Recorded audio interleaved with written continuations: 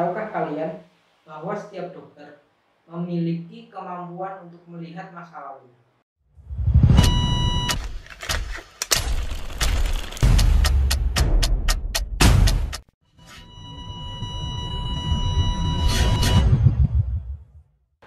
Halo Sobat Sehat, it's Forensic Time. Kali ini saya ingin berbagi cerita tentang pengalaman yang dialami oleh sahabat saya sendiri. Jadi begini ceritanya. Waktu sahabatku ini pulang dari kegiatan, dia berjalan menuju ke rumahnya. Itu dia melihat sebuah keramaian.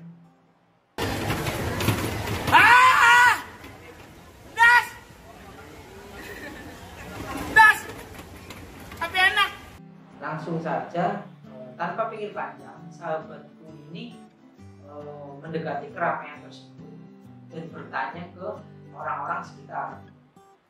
Kira-kira seperti ini pertanyaannya. Pak, itu ada apa ya rame-rame di situ? Lalu bapak tersebut menjawab pertanyaan dari sahabat saya ini.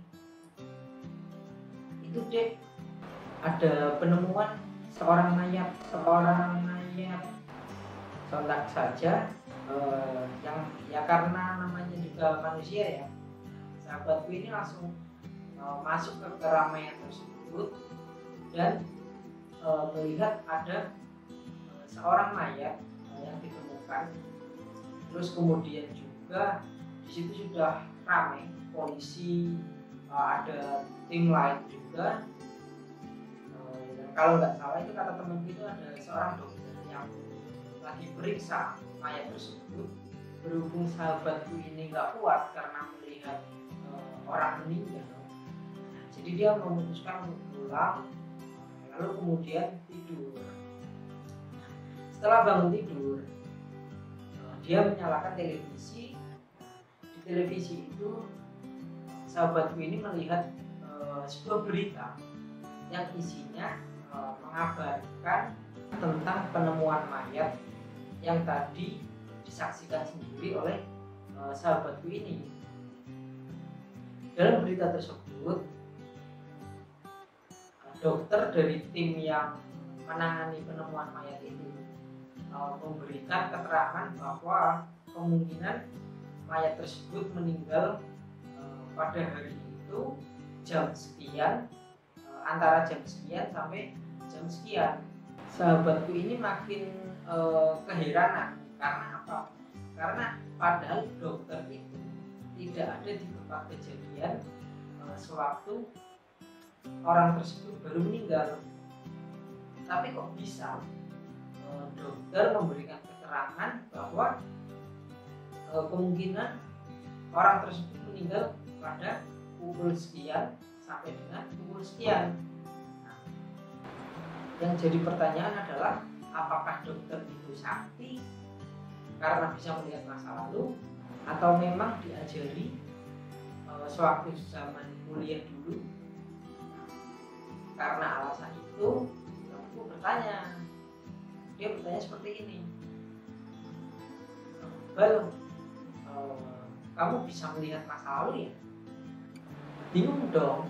Nah, lalu aku jawab aja, bisa. Sahabatku ini makin keheranan. Wah, kok bisa ya? Jangan-jangan setiap dokter itu sewaktu kuliah diajari pelajaran tentang hal-hal yang mistis. Pada zaman dahulu, akhirnya aku ceritakanlah yang sebenarnya, daripada sahabatku ini makin pemakan hoax. Jadi aku ceritakan gini, setiap ada kasus penemuan mayat yang penyebab kematiannya itu belum diketahui, polisi akan cenderung melibatkan seorang dokter untuk datang ke TKP dan memeriksa mayat tersebut. Nah, kira-kira apa tugas dari dokter tersebut? Tugas dari dokter tersebut adalah ada dua. Yang pertama itu menentukan apakah orang tersebut sudah benar-benar meninggal atau hanya pingsan. Terus yang kedua yaitu dokter harus menentukan kapan kira-kira orang tersebut meninggal, dari rentang jam berapa sampai jam berapa itu kira-kira orang tersebut meninggal. Dengan cara apa? Inilah salah satu fungsi dari ilmu forensik. Jadi setiap dokter memiliki kemampuan itu. Karena apa?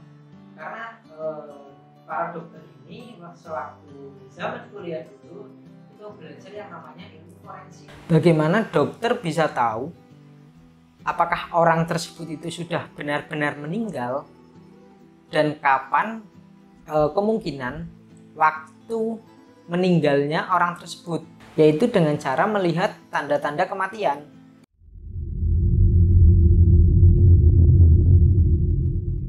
Ada 4 tanda kematian yang biasa digunakan oleh dokter untuk menjawab pertanyaan-pertanyaan tersebut. Yang pertama, ada yang namanya kaku mayat atau bahasa kedokterannya itu rigor mortis. Kaku mayat ini biasanya akan muncul ketika seseorang meninggal. Nah, dalam rentang waktu 15 menit itu kaku mayat sudah mulai muncul. Tetapi kakunya itu hanya kaku sebagian. Misal tangannya nih kaku nih. Nah, tangannya kaku itu masih bisa buat dilurusin. Jadi kakunya itu masih bisa dilawan. Sedangkan jika sudah lebih dari 12 jam itu sudah kaku penuh, kaku lengkap.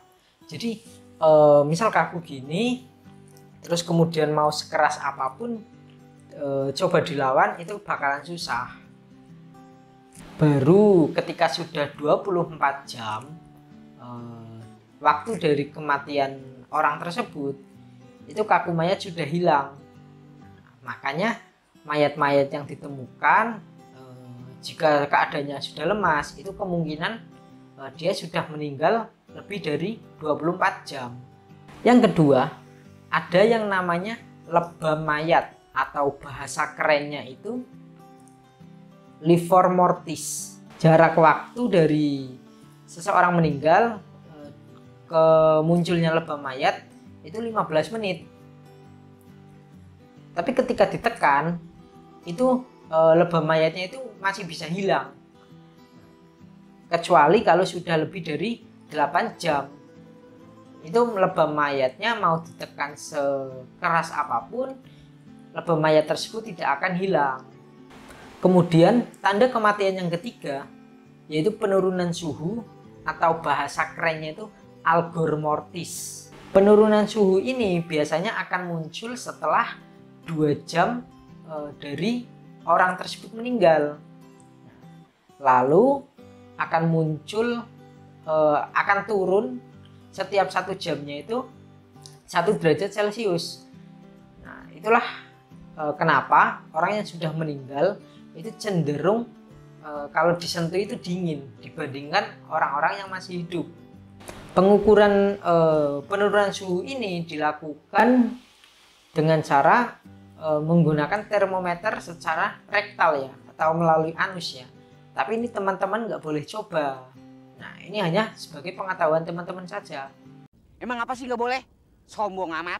Nah, kalau teman-teman maksa nyoba, ya yang ada mungkin teman-teman bisa dipukulin mungkin, atau dilempar kursi mungkin, sama keluarga dan masyarakat sekitar. Jadi jangan dicoba ya. Hai. Okay. Dan yang keempat atau yang terakhir, ini yang biasa digunakan sebagai acuan yaitu ada yang namanya dekomposisi atau pembusukan. Pembusukan ini akan muncul ketika seseorang meninggal terus kemudian rentang waktu 24 jam. Nah, itu pembusukan akan mulai muncul. Nah, biasanya dilihat atau ditandai dengan munculnya warna kehijauan di area kaki.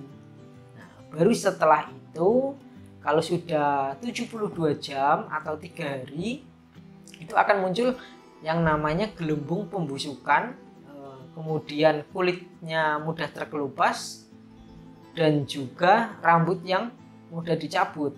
Oke, sekian video kali ini, semoga bisa menjawab rasa penasaran teman-teman kenapa dokter bisa melihat masa lalu. Nah, dalam hal ini kenapa dokter bisa menentukan waktu kematian seseorang. Saya Dr. Iqbal, sekian dan terima kasih. See you on the next video.